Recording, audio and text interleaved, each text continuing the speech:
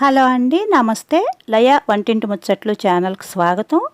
Sweet shop స్టైల్లో శనగపిండితో లడ్డూ చేశానండి. చాలా బాగా వచ్చింది. షాప్లో ఏ టేస్ట్ అయితే ఉంటుందో తెచ్చుకుంటే అదే టేస్ట్తో చేశానండి. తలగొట్టి కప్పు శనగపప్పు ఒకసారి కడిగి 3 hours నానబెట్టుకోవాలండి. అలా నానాక వాటర్ లేకుండా వంచుకుని నీరు లేకుండా పప్పు మాత్రం మిక్సీలో వేసి మెత్తగా గ్రైండ్ చేయాలండి. అంత మెత్తగా గ్రైండ్ చేయాలి. పలుకు లేకుండా మెత్తగా చేయాలన్నమాట. వాటర్ పోయకూడదు. పప్పును మాత్రమే మిక్సీ పట్టాలి. 1/4 కప్పు నెయ్యి వేసుకోవాలండి. నెయ్యి అవైలబుల్ లేకపోతే ఆయిల్ వేసుకోవచ్చు, లేదంటే సగం ఆయిల్ సగం నెయ్యి అయినా వేసుకోవచ్చండి. నెయ్యి వేస్తే మంచి టేస్ట్ వస్తుంది. ఆ మిక్సీ పట్టిన శనగపిండిని అందులో వేసి ఆ నేతిలో వేయించాలండి. ఒక 20 minutes అలా పడుతుంది. బాగా వేగాలి, అంటే తడంతా పోయి పొడి పొడిగా అవ్వాలి. మళ్ళీ మిక్సీ పడతామండి. దీన్ని మిక్సీ పట్టినప్పుడు పొడి పొడిగా రావాలన్నమాట. సిమ్లో పెట్టుకునే వేయించాలండి.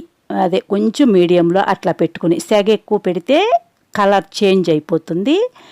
ఇందాక నేను చూసినప్పుడు కొంచెం తడి ఉంది కదా, మనం నలిపితే అదిగో ఇప్పుడు చూడండి బాగా పొడి పొడిగా అయిపోతుంది. అంత పొడి పొడిగా రావాలన్నమాట. మీకు కొంచెం తడి ఉంటే ఏమవుతుందంటే శుద్ధలాగా వస్తుంది. 3 యాలక్కాయలు, దాల్చిన చెక్క చిన్న ముక్క వేశాను. అదిగోండి మిక్సీ పడితే అంత పొడిగా రావాలన్నమాట. బాగా పొడి పొడిగా సన్నగా వచ్చింది చూసారా. అలా మెత్తగా పడితేనండి నీట్గా వస్తుంది. మనం లడ్డు చుట్టేటప్పుడు మీకు ఉండలుగా గెడ్డలుగా అనిపిస్తే జల్లెడ పట్టుకోండి దాన్ని. ఇప్పుడు శనగపప్పు ఎంతైతే వేసామో అంత పంచదార వేసుకోవాలి. స్వీట్ బాగా తినేవాళ్ళైతే ఇంకా కొంచెం వేసుకోవచ్చు. 1/4 కప్పు వాటర్ పోసానండి. నెయ్యి ఎంతైతే వేసామో అదే కప్పుతో వాటర్ పోసాను. 1/4 కప్పు అనమాట. అదిగో చూడండి అలా తీగపాకం రావాలి. కరెక్ట్గా వచ్చింది చూసారా. బాగా రావవసరం లేదు, అంత లైట్గా తీగపాకం వస్తే సరిపోతుంది.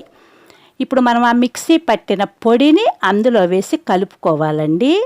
వేశాక ఒక 2 minutes 3 minutes స్టవ్ సిమ్లో పెట్టుకుని అలా కలపెట్టుకోవాలి. అలా కలపెట్టండి, స్టవ్ కట్టేసేయాలి. ఇంకా అదిగోండి అలా ఉంది. ఆరేసరికి ఇంకొంచెం గట్టిగా అవుతుందన్నమాట. మీకు ఇప్పుడు అలా కనిపిస్తుంది. కొద్దిగా వేడంతా తగ్గేసరికి గట్టిగా అయ్యి బాగా వస్తుంది. అదిగో చూడండి అలా రావాలి. ఆ మూకుడిని అంటుకోకుండా నీట్గా అలా వచ్చేస్తుంది. మీకు ఆరిన కొద్దీనండి కలర్ మంచిగా వస్తుంది. డ్రై ఫ్రూట్స్ ముక్కలు చేసి వేశాను. కిస్మిస్లు ఏది అవైలబుల్ ఉంటే అవి వేసుకోవచ్చు. ఇప్పుడు ఏ సైజు కావాలో చూసుకుని మనం ఆ సైజు ప్రకారం అట్లా ఉండలు చేసుకోవటమేనండి. అది చూడండి ఎంత బాగా వచ్చిందో. ఆ బాదం పప్పు ముక్కలు చేసి అలా పెట్టానన్నమాట.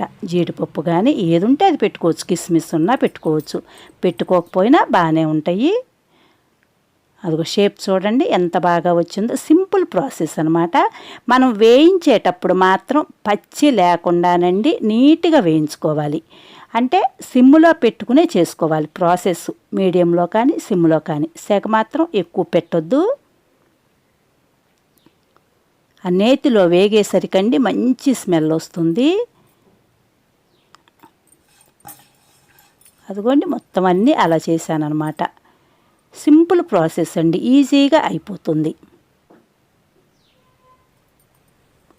పాకం పట్టాలి, పాకం వస్తుందో రాదో, గట్టిగా అయిపోతుంది అనేది ఉండదు. మెయిన్ నూనెలో దేవి చేయాల్సిన పని కూడా లేదండి. నూనెలో మునిగేటట్టుగా వండాలి. ఆయిల్ ఎక్కువ అనుకోవటానికి కూడా అంత ఆయిల్ కూడా పట్టదు దీనికి.